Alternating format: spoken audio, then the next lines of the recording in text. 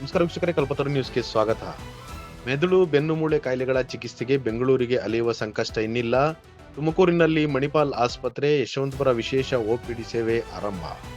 17 February 2026 ತುಮಕೂರಿನ ಅನೇಕ ಕುಟುಂಬಗಳಿಗೆ ಮೆದುಳು ಅಥವಾ ಬೆನ್ನುಮೂಳೆಯ ಗಂಭೀರ ಸಮಸ್ಯೆ ಎದುರಾದಾಗ ಚಿಕಿತ್ಸೆಗಾಗಿ ದೂರದ ನಗರಗಳಿಗೆ ಪ್ರಯಾಣಿಸುತ್ತಿರುವುದು ಅನಿವಾರ್ಯವಾಗಿದೆ. ಸುದೀರ್ಘ ಪ್ರಯಾಣದ ಹೊರೆ, ಅಪರಿಚಿತ ಆಸ್ಪತ್ರೆಗಳ ಬಗೆಗಿನ ಆತಂಕ, ಹೆಚ್ಚಿನ ವೆಚ್ಚ ಮತ್ತು ಮನೆಯಿಂದ ಆಸ್ಪತ್ರೆಯು ದೂರವಿರುವುದು ರೋಗಿಗಳು ಮತ್ತು ಅವರ ಆರೈಕೆಗೆ ಮಾಡುವವರ ಒತ್ತಡವನ್ನು ಮತ್ತಷ್ಟು ಹೆಚ್ಚಿಸುತ್ತದೆ.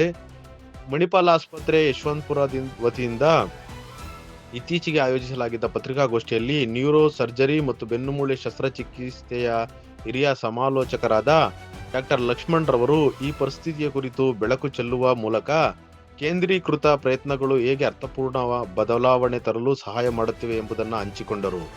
ಈ ಉಪಕ್ರಮದ ಭಾಗವಾಗಿ ಮಣಿಪಾಲ್ ಆಸ್ಪತ್ರೆಯು ಯಶವಂತಪುರವು ತುಮಕೂರಿನಲ್ಲಿ ನಿಯಮಿತ ಹೊರರೋಗಿ ಚಿಕಿತ್ಸಾ ವಿಭಾಗದ ಸೇವೆಯನ್ನು ವಿಸ್ತರಿಸಿದೆ.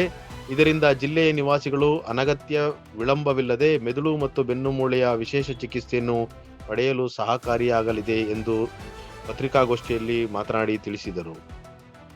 ವರದಿ ಕಲ್ಪತರು ನ್ಯೂಸ್. ನಾನು ನೋಡಿದಂಗೆ ಕಾರಣ ಇತ್ತೀಚಿನ ಮಾಡರ್ನ್ ಲೈಫ್ ಸ್ಟೈಲ್. ಮೊದಲಿನ ಥರ ನಾವು ಅಷ್ಟು ಓಡಾಡೋದಿಲ್ಲ, ಅಷ್ಟು ಕೆಲಸಗಳು ಮಾಡೋದಿಲ್ಲ. ಎಲ್ಲದಕ್ಕೂ ಕಾರ್ ಬಳಸ್ತೀವಿ ಅಥವಾ ಬೈಕ್ ಬಳಸ್ತೀವಿ ಎಲ್ಲೇ ಹೋಗ್ಬೇಕಾದ್ರು. ಆಮೇಲೆ ಸಿಟ್ಟಿಂಗ್ ಜಾಬ್ ಜಾಸ್ತಿ ಆಗಿದೆ. ಯಾವುದೇ ಜಾಬ್ ಆದರೂ ಮೊದಲಿನ ಥರ ಫಿಸಿಕಲ್ ಆಕ್ಟಿವಿಟಿ ಸ್ವಲ್ಪ ಕಡಿಮೆ. 8 ಅವರ್ 9 ಅವರ್ ಕೂತ್ಕೊಂಡು ಕೆಲಸ ಮಾಡೋವಂಥದ್ದು ಅಥವಾ ಲಾಂಗ್ ಡಿಸ್ಟೆನ್ಸ್ ಟ್ರಾವೆಲ್ ಮಾಡೋದು. ಇಲ್ಲಿಂದ ಬೆಂಗಳೂರು ಕೆಲಸಕ್ಕೆ ಹೋಗೋರು ಭಾಳ ಜನ ಇದ್ದಾರೆ. 2 ವೀಲರ್ ಹೋಗೋದು, ಇವರೆಲ್ಲ ಫಿಸಿಕಲ್ ಆಕ್ಟಿವಿಟಿ ಕಡಿಮೆ ಆಗಿರೋದ್ರಿಂದ ಸ್ವಲ್ಪ ಸ್ಟ್ರೈನ್ ಆದ್ರೂ ಡಿಸ್ಕ್ ಜಾರುವಂಥದ್ದು, ಬೆನ್ನುಮೂಳೆ ಲೀಕ್ ಆಗುವಂಥದ್ದು ಇದೆಲ್ಲ ನೋಡ್ತಾ ಇದ್ವಿ.